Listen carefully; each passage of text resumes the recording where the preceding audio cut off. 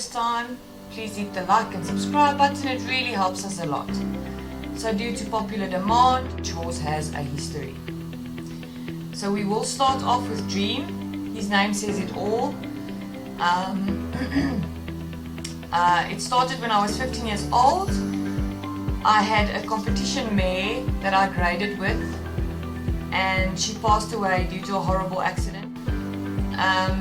My father afterwards refused to buy me another horse due to the fact that it impacted my life completely. I just told myself, you know what, I wanted my own horse again. I waited at tables for about half a year to a year and then saved up some money. And then I bought him for 1,600 Rand, and he was a 1-year-old colt when I got him. Due to the fact that my parents didn't want to give me any financial assistance to look after him, I had to keep on working. So I let him out on a 30-hectare farm to just grow up and be a horse. We became best friends because I couldn't ride him, he was way too young to ride. At the age of 19, I finished the trick at 18, and at the age of 19 I started working in the city. So I only saw him on weekends. One day I came back home and I went to the farm to go visit him, and he wasn't there anymore. So from what I understand, he was sold off. My father thought that he didn't get enough attention because I only saw him on weekends.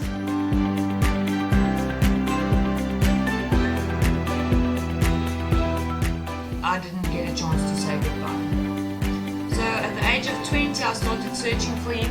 I searched everywhere, from magazine adverts to people owning him. I tried tracking him down. I tried literally everything. I found him that first year when I started searching for him. I found him, but the owner didn't want to sell off, but I was happy with the owner that he was with, and I got the chance to see him as a horse.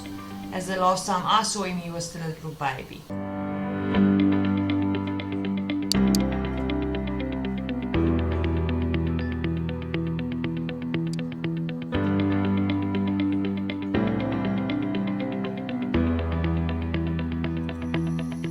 A 10-year search, I found him in 2018 when he was 14 years old. He was sold off to a few houses after the last owner that I met. We tracked him down to a place in Tabazimbi where he was standing in a field with a load of cows and not doing anything. We were told that he hasn't been ridden for almost 4 years. And then at first we tried a few transport companies to go and fetch him. When they showed up at the gate was locked. The property refused to let him go due to financial reasons. And at the end of the day, we got a natural horsemanship lady to go and fetch him. It took her about I think 20 minutes to get him into the box, and my baby was on his way home. He knew exactly where he was. He started neighing from entering the estate's gates.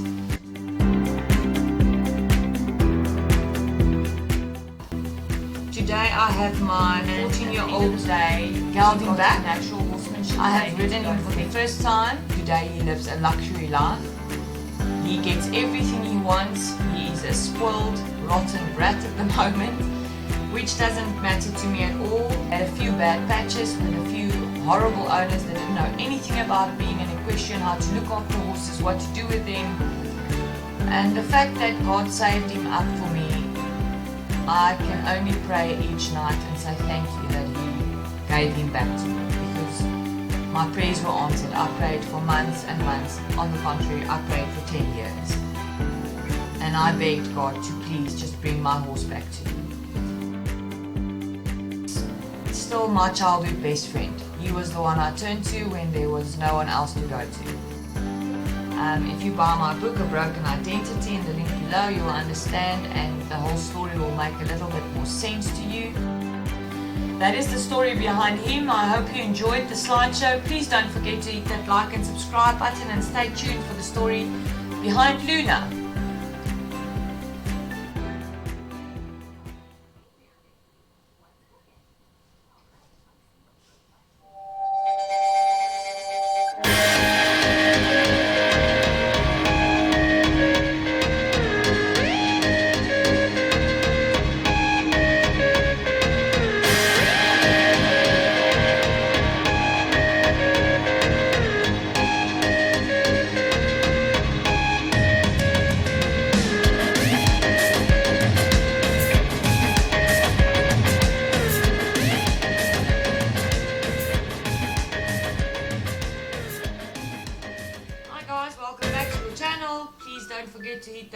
and subscribe button. It really helps us a lot here in South Africa. So here's the story behind Luna. Actually, her full name is LALUNA Moonlight Eclipse. Her name was changed when I got her off the racetrack. She was actually who killed Custer, so if you want to look up her breeding, you're more than welcome. She didn't really make it on the racetrack, and as most of you guys know, I do specialize in off-the-track thoroughbreds, getting them into their next career.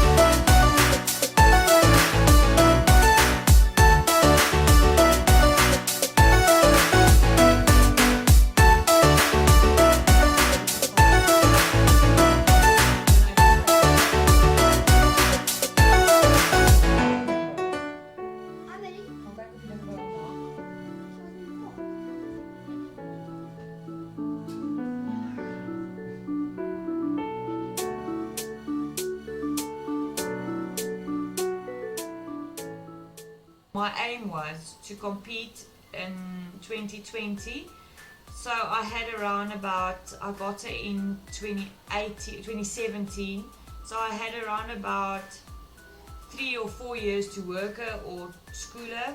She got about a year off, where we basically just did happy hacking and schooling outside, and I just gave her off from the competition world in the racetrack industry. So she had a bad patch in 2017 alone when she got West Nile virus. We pulled her through, thank heavens. I pray to God every night, thank you for that. As I've mentioned before, my life revolves around my horses, and Luna is one of them. And unfortunately, due to trusting people that claim to have been friends and trying to help them to develop their own off-the-track thoroughbreds, I moved Luna to a friend's place to help with schooling and to show her what to do and how to do things, because Luna is schooled up to a T at the moment. It took me 3 years to get her where she was. And then when we returned back home, I begged for almost 2 weeks for my horse to be brought back home, and got back a skeleton.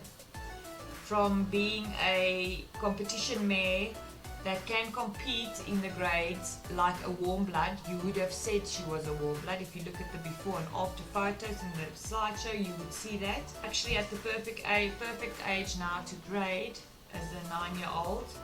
We have to start with retraining. I first had to get her weight up, and we had to get the vet involved. She was so skinny, she had worms, she had skin conditions. Now we are starting the retraining process from 9 years old, and it's going okay. I'm not going to lie to you, it's not going very good. My mare was emotionally clearly damaged, as she has changed a lot. Her feet was, it took us 3 years to get her feet corrected and the correct shoeing on, and that was destroyed in 2 weeks time. So my 2020 aim to compete, even though I've already paid all the fees and we had a huge financial loss because of it, is now probably 3 years from now. So maybe I will be competing with Luna when she's about 13 years old. I might be able to grade with her again. So you will be part of the retraining and restarting her. I'm not going to give up on her. I believe that at the age of 13 we will still be able to compete. It's actually good now for my 9-year-old daughter to see how everything is done and actually understand. When I first started out with Luna, my little girl didn't understand at all what I was doing, and it didn't really hit home for her. She has her own horse now, so now she can actually start training with me and see what the work is that needs to go into these horses to actually make them or get them to a point where they are competition ready. It took us about 3 to 4 months to get her on an average weight. She's not completely on weight yet, but she's on average, so I can start working her muscles now. But to me it's a little bit too soon, but we are starting. And then from there on you will join us for all our exercises, all our gymnastics, all the work I do with my biomechanics to get her where she was. I will try my best and push her a bit because she is older now, so I can put a bit more pressure on her to push her to maybe make it in 2 years.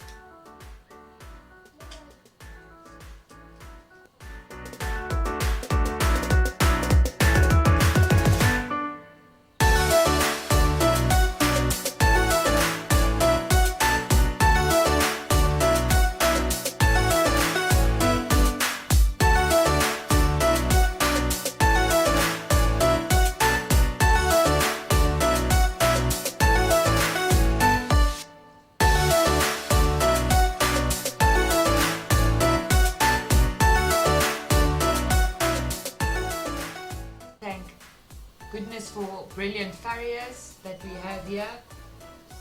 Her feet has been starting to look better at the moment, so my heart is still a little bit broken because of her. We will see you on the next episode where we talk about my daughter's horses and our little pony Espresso and the story behind them.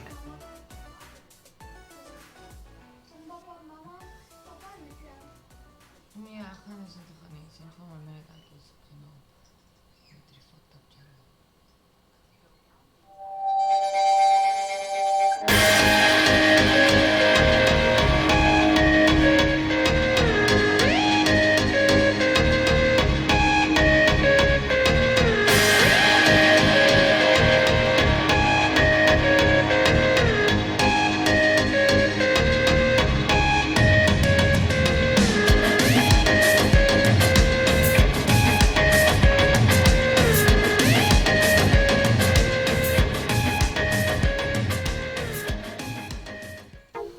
Hi guys, thank you for tuning into our channel again. Please hit that like and subscribe button, it really helps us a lot to support us a bit.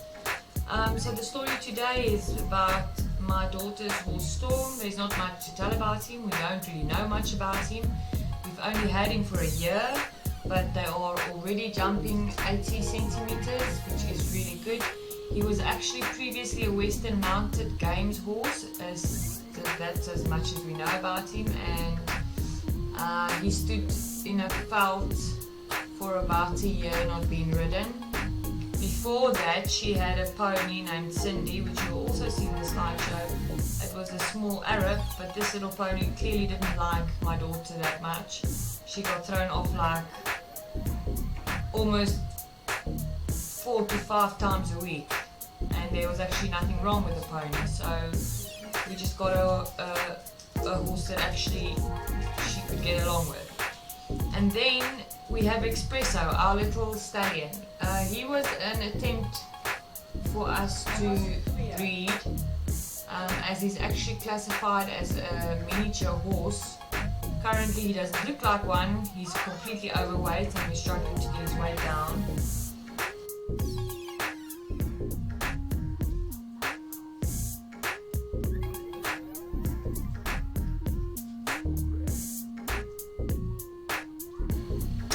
But mostly it's about Storm. So Storm's personality is a very placid gelding. No issues. He doesn't have a lot of vices. But the problem with him is he has COPD. I don't know if anyone knows what that is. It means that he has a constant allergy, so he can't be stabled at all. He needs to graze outside and keep grazing. His grass needs to be wet. If we put a grass net out or any grass of any kind out for him, dry grass from a bale meaning, we will have to wet it because he gets an allergic reaction and then he starts coughing. And he's very, very prone to hives, so he gets allergic to anything very quickly. We need to be very careful what we put on his skin. He is a palomino, so his coat is very sensitive at the moment. We had a few situations where we had the coughs, but it's not that bad. It's just the allergies, and apparently, according to the vet, horses with COPD cope a lot better in coastal regions where the air is not as dry as it is uplands here by where we are living. So yes, that is the story about Espresso and Storm.